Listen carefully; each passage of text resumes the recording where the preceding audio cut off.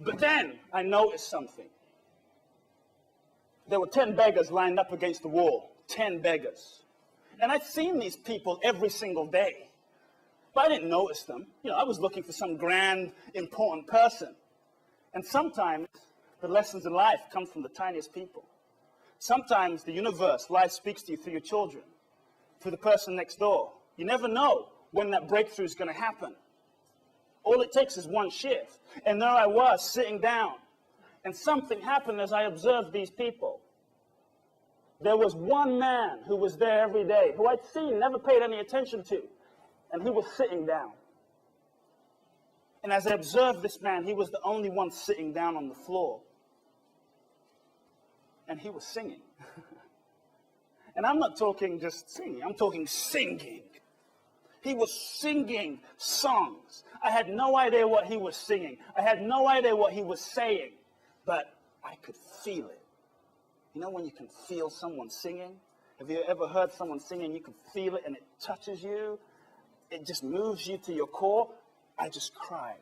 And I could feel this man, and he was singing, and he was singing, and he was singing his heart. He was giving his heart like he didn't care. And I started to cry. Because I could feel that he wasn't holding anything back. He wasn't holding his heart back. He wasn't holding himself back. He wasn't saving anything for a better moment. He was just giving it up, giving everything he had in that moment. And I started to cry. And I continued to watch this man. And I wasn't just crying because he was out there 8 hours a day in 120 degrees heat, and that he was singing his song. This man was blind. I realized this man couldn't see. I don't know about you, but have you ever seen a blind person? And they walk around through the streets, it's moving. But here was this man, he couldn't see a thing, he was blind. And I just was like, whoa, this is intense. And as I watched this man, and he was singing his heart, he just seemed so happy. He radiated a peace. He radiated a joy. He was so content. And I thought, whoa. And he was blind. And you see, he had a begging bowl right in front of him. But I realized since he was blind, he couldn't actually see how much money he was being given. And I realized he wasn't just singing for the money. And I started to think about myself and the things I'd been focused on at that moment in my life. Getting rich, the money. Doing things just for the money, for the paycheck. And I felt the reality in my heart as to how I'd lost touch with my true heart, with my truth, with what my true vision and my intention and my mission and my purpose really was in my life. And how I'd somehow become focused on the money.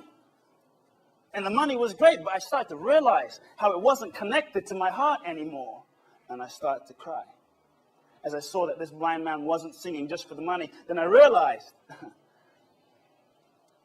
he couldn't see how many people were listening to him sing.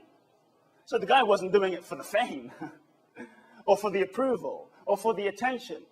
And I started to look into my own life, and how I'd been living my life for other people. Living my life so that people would love me. Living my life so my parents would validate me. Living my life so people would approve of me. And I realized I wasn't living my life. I wasn't living truly my authentic life, my authentic gift. I was living so that people would give me love and approval back. And I realized I wasn't free. And I looked at this man and I started to cry. And he just sang without a care in the world. He just sang. And I just wept. And I thought, oh my goodness, I have met a truly happy man today.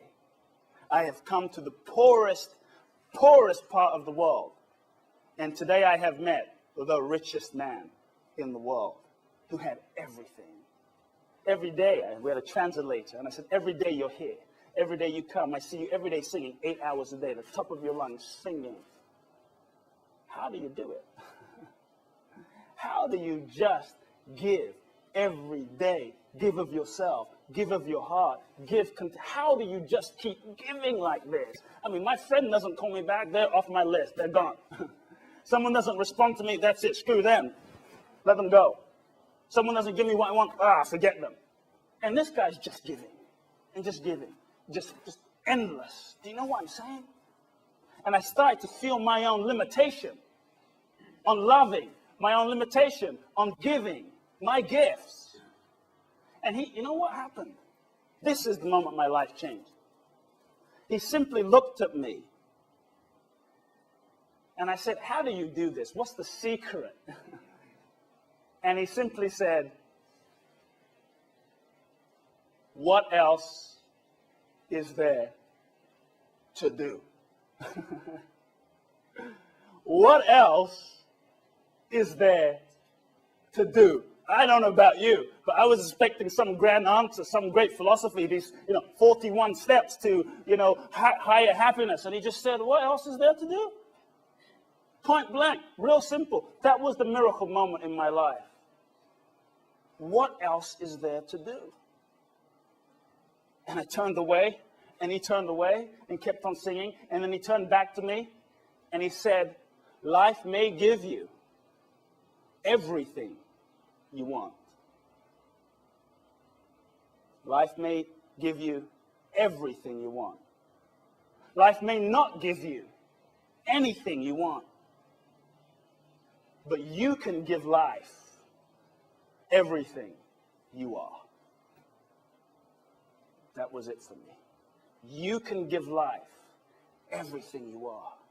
And it was in that moment, folks, where I realized that this man I was speaking to was not a beggar. He was not a beggar. You see, he was the only one that was sitting down. And as I got closer to him, he was playing the drums with no arms. Wow. Couldn't even go to the restroom by himself. And the reason he was sitting down was because he had no legs. Couldn't walk. I found out that in India, in some parts, parents will deform their children because they're poor so that they can then go out and beg and make some money. Oof. Killed me. And that's what they told me about this man. And I said, whoa.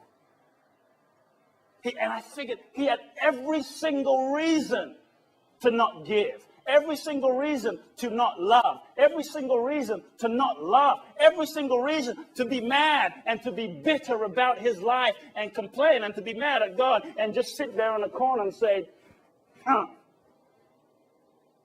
the day in, day out, there he was, giving his gifts. And I realized that this man was not a beggar. I realized I was the beggar.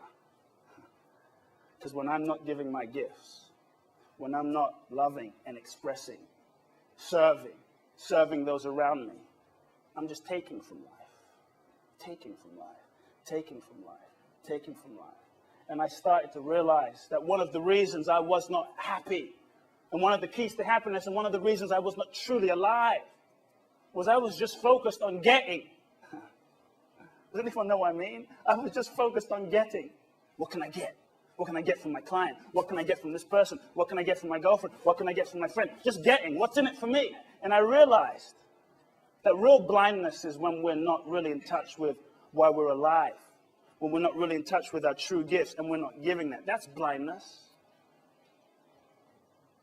See, at some point, and this is what I realized, you may get everything you want, but you reach a point of dissatisfaction. And I want you guys to write this down. What I realized was that one of the real keys to happiness, one of the real keys to fulfillment, is not simply getting what you want's great. It's not simply getting what you want. But it's really about giving who you are. It's about giving your gifts. Do you get what I'm saying, folks? It's about giving your gifts. You see, each and every one of you here today, I may never see you again, but what I do know, after traveling the world, each and every one of you, you have a gift. You have a gift. But there is a gift, there is a dream, there is a vision deep inside you.